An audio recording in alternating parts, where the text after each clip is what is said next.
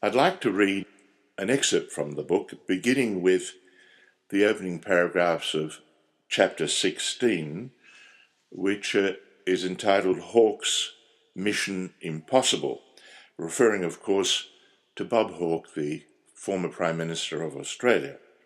And I'd like to begin with those few paragraphs and then go to chapter 17, which is entitled Hope Against Hope. So I begin with Hawke's Mission Impossible.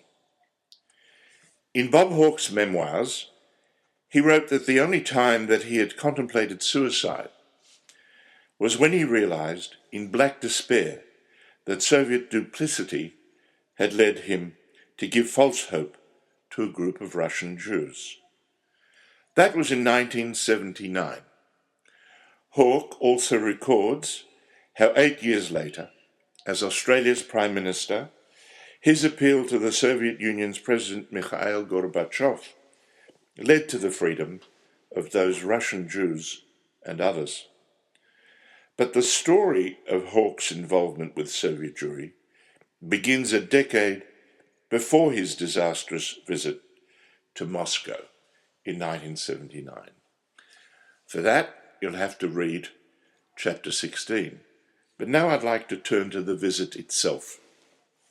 Chapter 17, Hope Against Hope. On his first night in Moscow, Hawke's Soviet hosts took him to dinner at the trade union-owned Orbit Hotel where he was staying. Hawke invited Australia's ambassador Bouchier and the commercial councillor John Tinney to join him. Bouchier's diplomatic report to Canberra on the dinner and on Hawke's 5-day visit to Moscow, together with Izzy Liebler's private journal, kept while waiting for Hawke in Rome, are contemporaneous accounts. Both are hitherto unpublished, and both shed new light on the events which led to Hawke's time of despair. Of special interest is that Bouchier asked foreign affairs officials in Canberra not to file his report on Hawke's visit in the usual way, that is, not to file it in the registry. This was to ensure that Andrew Peacock, as the Liberal government's minister, would not have access to his frank account. Hawke had made it clear that he was preparing to enter parliamentary politics, and Ambassador Bouchier did not want his potential opponents to read his personal, more colourful comments on the Moscow visit. He added, and I quote, "I do not think the minister would quarrel with this point of principle." Bush's colleagues in Canberra agreed. They hid the report in another folder and buried it under a pile of documents dealing with the United States congressional hearings, where it remained for the next 25 years until my co-author, Suzanne Rutland, came across it in her archival research for this book. Bush's report, the lost report, begins with the usual bibulous round of toasts at the Orbit Hotel dinner and the Soviet efforts to force liquor on the Australians. After dinner, Hawke asked Bouchier and Tinney up to his room, only to find that two of his Russian hosts had followed them and had burst in, clutching bottles of vodka. They took beer from Hawke's refrigerator and settled down for a long night. But Hawke turned on them.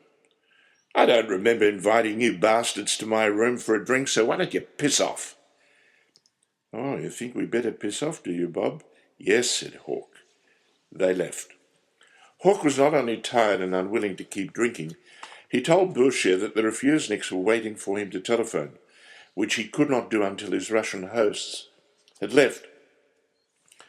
Over the next 2 days, Hawke and his wife Hazel Hawke had 3 emotional meetings with the refuseniks, which he later described in his memoirs. But the Soviet authorities had other ideas.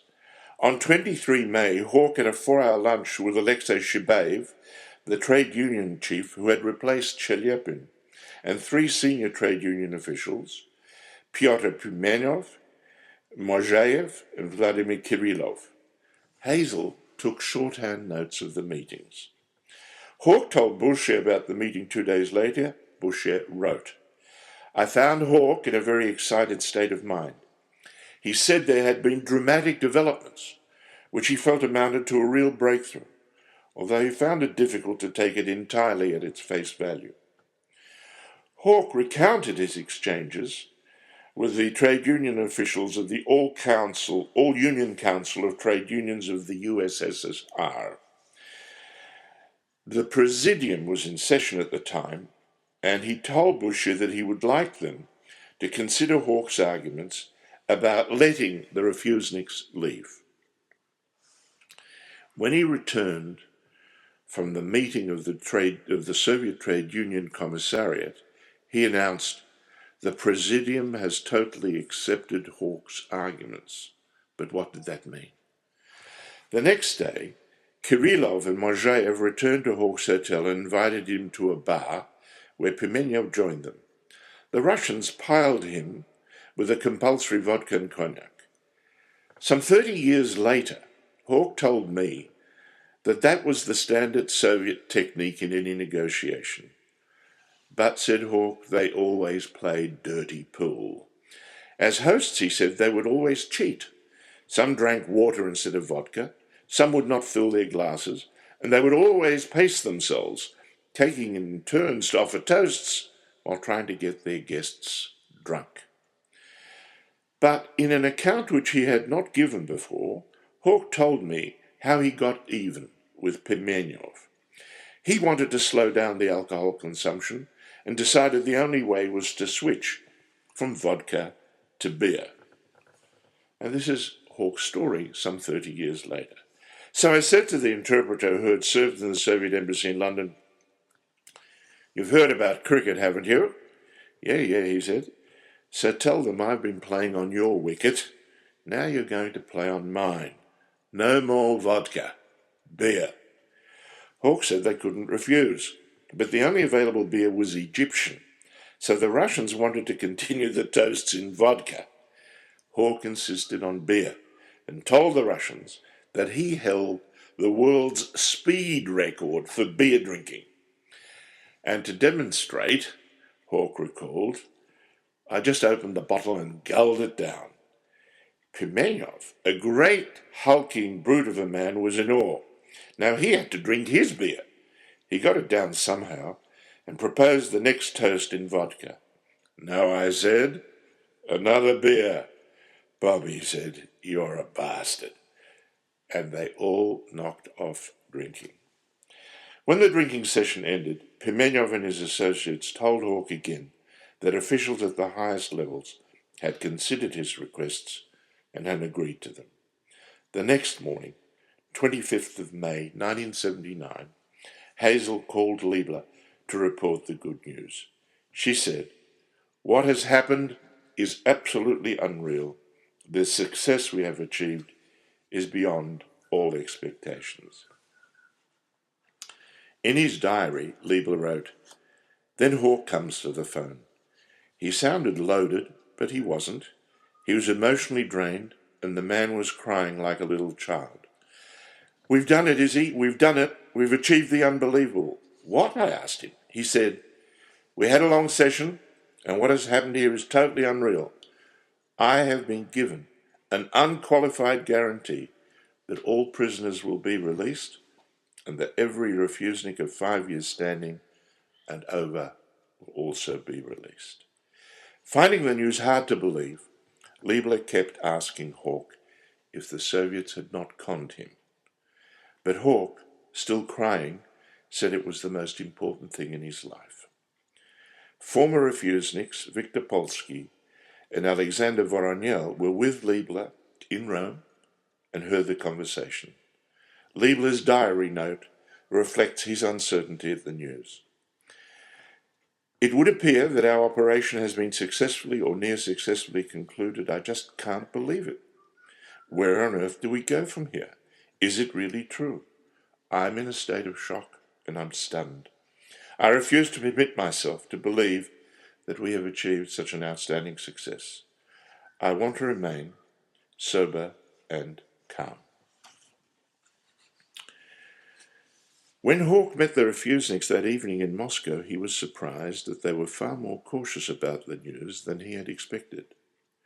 Hawke told Ambassador Bouchier later that he could not be as precise as they wanted him to be because he himself was somewhat confused.